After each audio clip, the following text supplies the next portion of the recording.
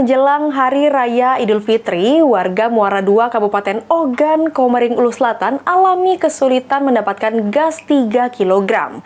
Hingga mereka rela berdesak-desakan untuk mengantri mendapatkan gas 3 kg di pangkalan.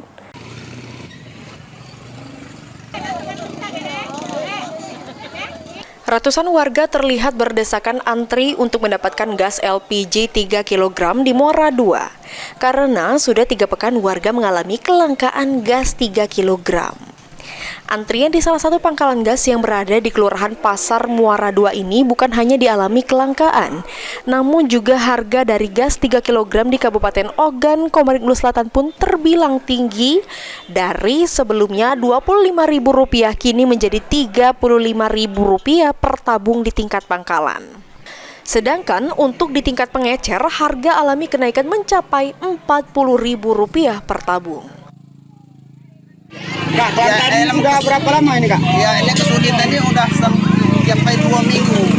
Ini yang lebih parahnya ini, Pak. Oh, sekarang ini susah benar, Pak, ya? Susah sekali ya. Sudah keliling-keliling, bahkan seluruh pasar Muara II Ogan Selatan ini sulit sekali. Kalaupun ada, Pak, berapa harganya itu, Pak? Kalaupun ada, mencapai 30.000 bahkan lebih, Pak. Ini alhamdulillah ini pagi ini harganya sudah menurun 25.000. Tapi kondisinya ramai kayaknya. Tapi kondisinya ramai sekali seperti ini. Ngantri ya? Ya antri. Ini ngantrinya seperti apa, Pak Meling? Antrinya ini dari tadi pagi.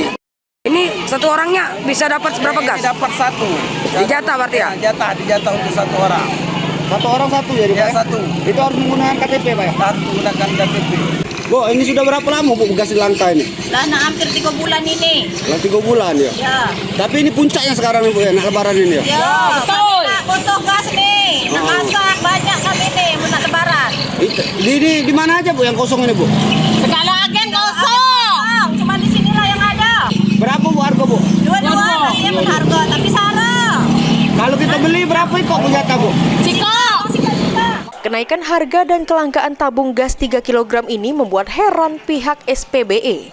Karena selama Ramadan pihak SPBE sudah menambah kuota gas 3 kg.